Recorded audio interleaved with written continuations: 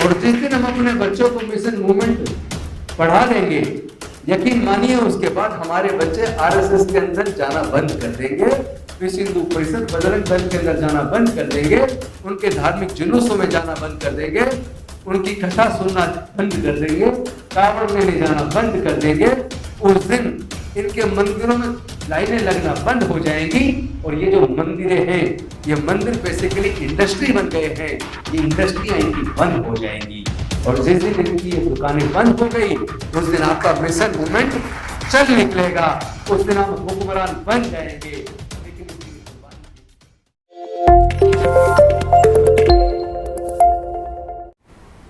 और मुझे लगता है भाषण के साथ साथ अब काम ज्यादा करने की जरूरत है।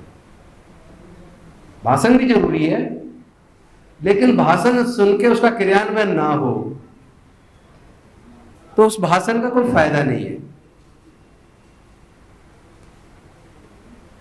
हम लोग 85% सुनते हुए कहते आ रहे हैं, और सच्चाई भी है, 85 से ऊपर ही है, नीचे नहीं है।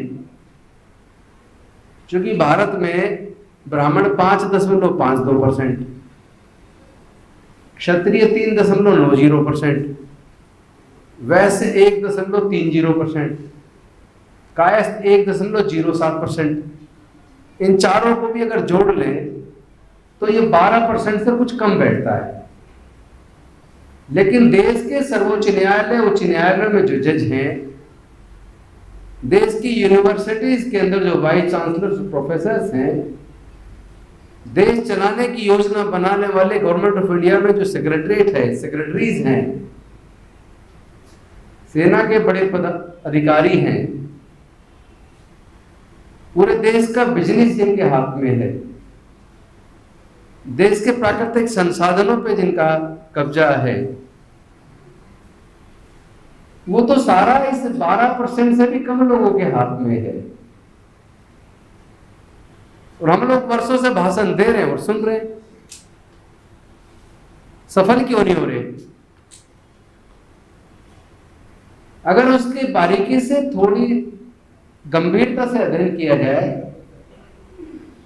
तो मेरा यह मानना है कि हम लोग भावुकतावश कई बार बहुत ज्यादा बोल जाते हैं और सच से आंखें मीच लेते हैं। अगर कोई कबूतर के सामने बिल्ली आ जाए और कबूतर बिल्ली को देखकर आंख मीच ले, तो क्या कबूतर की जान बचेगी? जान उड़ने से बचेगी, आंख मीचने से नहीं बचेगी। आप लोग सच्चाई से आंख बंद कर रहे हैं। सच्चाई है कि ये लड़ाई शारीरिक ताकत की नहीं है, ये लड़ाई लाठी गोली की नहीं है, ये लड़ाई विचारधारा की है। और मुझे तो ये बात बहुत अच्छे से समझ आ गई कि ये लड़ाई विचारधारा की है। अभी जो डॉक्टर रतनलाल डॉक्टर बाबा साहब अम्बेडकर की उस भाषण का पढ़ के बता रहे थे, मैंने कोशिश किया उस भाषण को मैं अपने अंदर उतार लूं और अपने आचरण में ले आऊं और एक सच्चा अम्बेडकरवादी कार्यकर्ता बनने की तरफ अग्रसर हूं। और जब मैं उस दिशा में बढ़ा, एक सच्चा अम्बेडकरवादी कार्यकर्ता बनने की दिशा में बढ़ा, तो सच में मुझे ये मंत्री और एमएलए एमपी की कुर्सी बहुत छोटी दिखने लगी।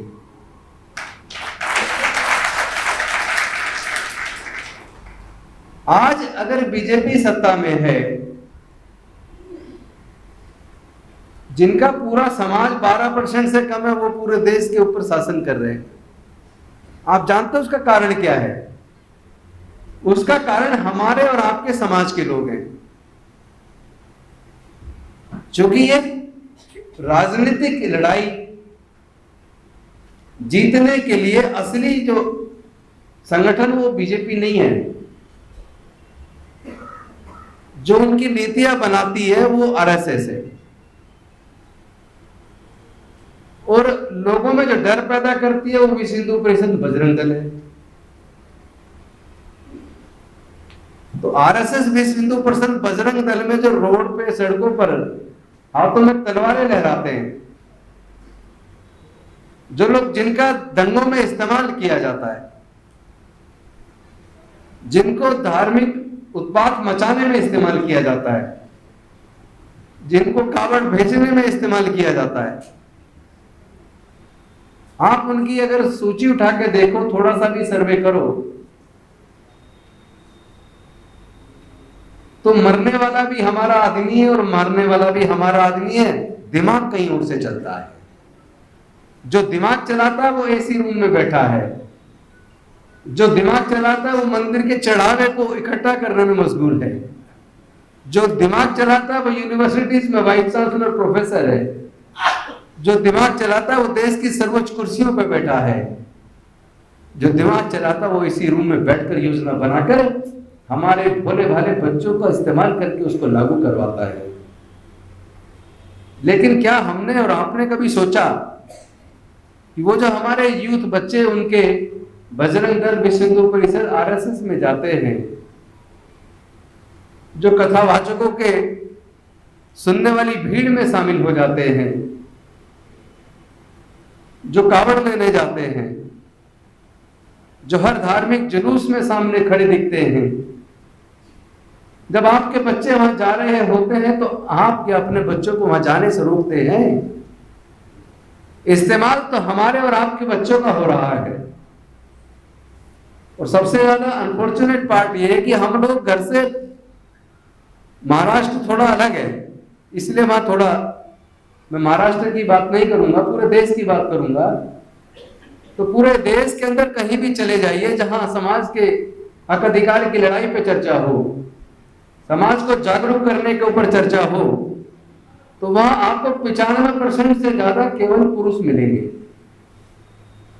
हमारे घर के पुरुष घर से निकलते हैं, सामाजिक संगठन के प्रोग्रामों में शामिल होते हैं, या तो भाषण दे रहे होते हैं या भाषण सुन रहे होते हैं। और हमारी कॉलोनी में, हमारे मोहल्ले पड़ोस में कहीं ना कहीं कोई कथावाचक आता है, या कोई वहां जागरण चल रहा है, माता की चौकी लग रही है, तो पड़ोस की महिला हमारे घर में आके हमारी पत्नी, हमारी बहन से, हमारी माँ से, हमारी बेटी से वो कहेगी कि वहां कथावाचक आया है, चलो सुनने चलते हैं। तो हमारी पत्नी, हमारी माँ, हमारी बहन, हमारी बेटी वो घर के सारे बच्चों को लेकर वहां कथावाचक को सुनने जाती है। तो सांस्कृतिक विरासत किसकी फले फूलेगी? जिसकी संस्कृति का प्रचार प्रसार ज्यादा होगा। तो उनकी संस्कृति का प्रचार प्रसार ज्यादा हो रहा है क्योंकि उसको सुनने भी हमारे घर की सारी महिलाएं जा रही हैं, और वो महिलाओं में और बच्चों में संस्कार उनके डल रहे हैं। और हम लोग पुरुष लोग अपना भाषण दे लिया और सुन लिया, और घर जाके सोच लिया कि मैंने जिम्मेदारी पूरी कर ली, मैं तो बाबा साहब का सिपाही हूं, थोड़े से 2-4 नारे लगा लिए और सोचा जिम्मेदारी पूरी।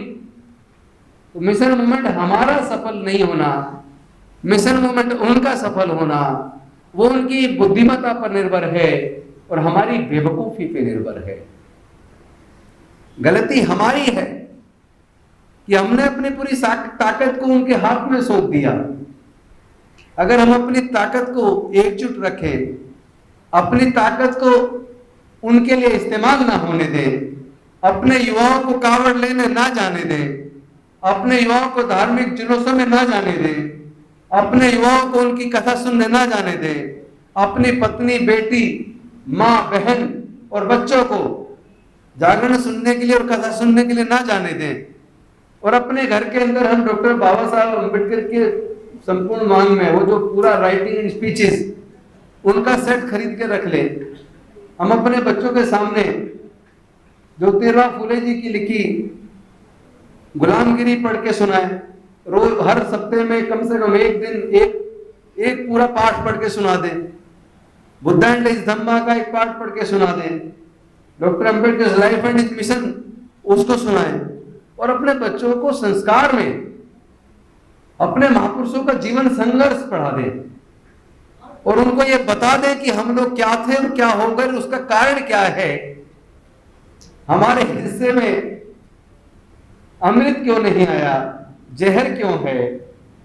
अगर ये बात हम अपने बच्चों को अपने घर में समझाने में कामयाब हो जाएं, और अपने ऐसे प्रोग्राम में पूरे 2-2 दिन लगाने की बजाय 3-4 घंटे का सिर्फ एक बार एक दिन में प्रोग्राम करें और ज्यादा से ज्यादा कोशिश करें जमीन पे उतर के अपने मोहल्लों में, बस्तियों में छोटी छोटी नुक्कड़ सभाओं के माध्यम से अपना इस मिशन मूवमेंट को लोगों के बीच चर्चा करें। क्योंकि हर आदमी अंबेडकर भवन पे नहीं आता, जंतर मंतर पे नहीं आता। हमारा आदमी मजदूर है, सुबह निकल जाता है, रोजी रोटी के लिए शाम को घर आता है। तो हम अपनी बस्तियों में अगर शाम को 1 घंटा 2 घंटा लगा दें, अपने गांव में जाके वहां अपने लोगों को थोड़ा सा भी अपने मिशन मूवमेंट के बारे में समझा दें। और एक और यकीन मान लेना मेरी बात, किताबें तो हमारे लोग पढ़ते नहीं है।